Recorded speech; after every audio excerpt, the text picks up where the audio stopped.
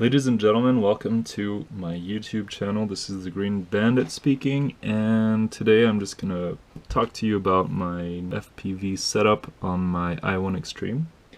So I wanted to start presenting you this small kit I bought. I got it on Hobby King. It comes in three parts.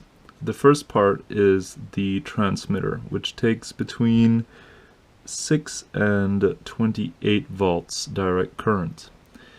You will also get in this kit a camera, which I will show you here.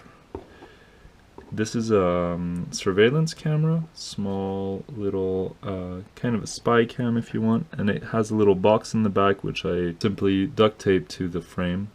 It comes with a cable here, and this cable you'll have to strip, and inside there will be all the cables you need to attach to the transmitter on this end. You will see all the cables come out here, and you will have all these different colors, and you just have to shorten basically this cable between the camera and the transmitter. Here you have a power cable, and this power cable will there are two options. Either you attach it directly to a separate battery, or you give juice to this transmitter via the i1 Extreme itself. And that means, I don't know if you can tell, but this cable goes in here, plugs in here, runs all the way around the frame here, in here, and I've actually soldered it onto two endings. You will see on your i1 Extreme there are two endings here. There's three metal parts coming out, and two of these will have 7.4 volts direct current coming directly from the battery. I measured it on my voltmeter. And so this allows you to power this up using the frame itself. Here I took a one of these antennas. These apparently have one of the best. They're probably the best to get some good image wherever you're flying. The kit comes with an antenna, but it's one of these straight antennas, and they are not recommended for flying in FPV, as you might lose your video signal. I will just explain a little what's happened with this frame here. So this is a polycarbonate frame from Picnic Quads, and I have installed some foam triangles underneath, which are actually very light, and they have prevented the arms from breaking in half. And as you can see here, as you can tell, I have had a couple incidents where the arms have broken in half. I managed to fix this one very well, but the other ones I needed to put in reinforcements. The reinforcements are actually two strips and a Coke can for each arm.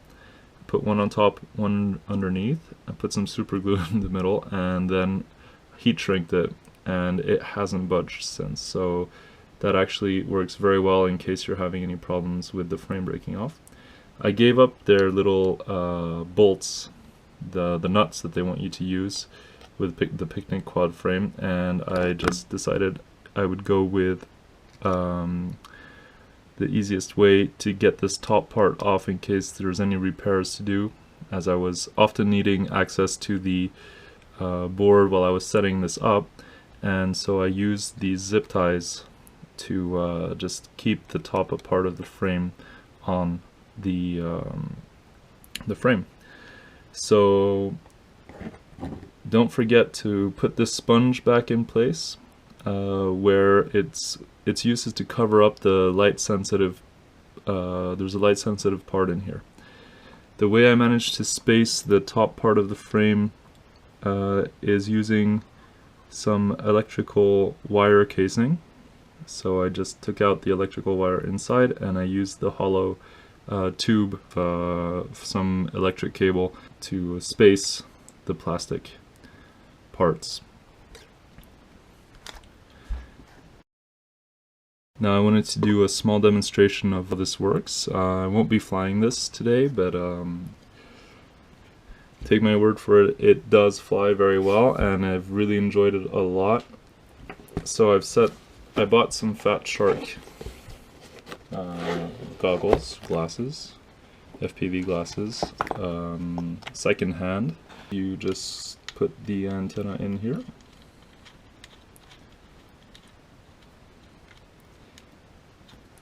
Turn on the receiver. As you see, I have modified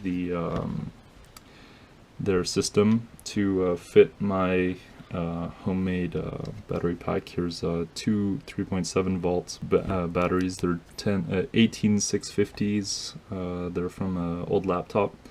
I just soldered, made them a 7.4 volt nominal battery LiPo, and so I just plug it in. And this should be on. I don't know if you can see, but right now it's static. So now let's plug this in.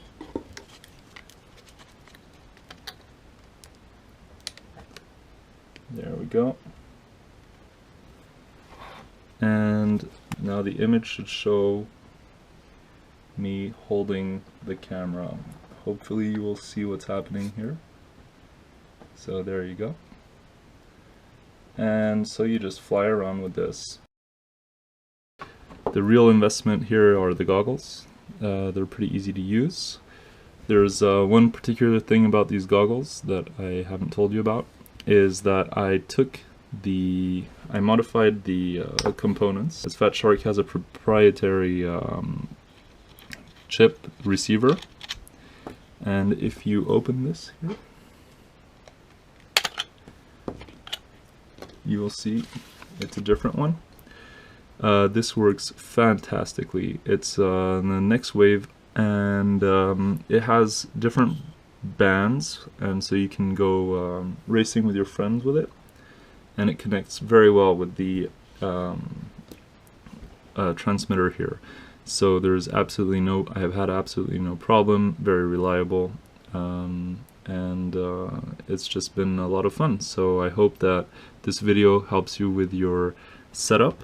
You should definitely give it a try. It's a super light setup. It doesn't require any particular complicated parts. It's almost plug and play, and all you need to do is open this wire here, open that wire, shorten the parts, plug it into the top.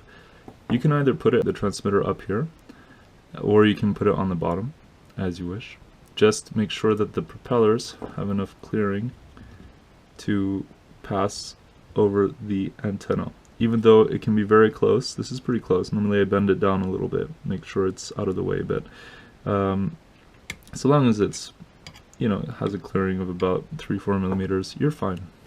So I hope you enjoyed the video and that gave you a little bit of inspiration for your project.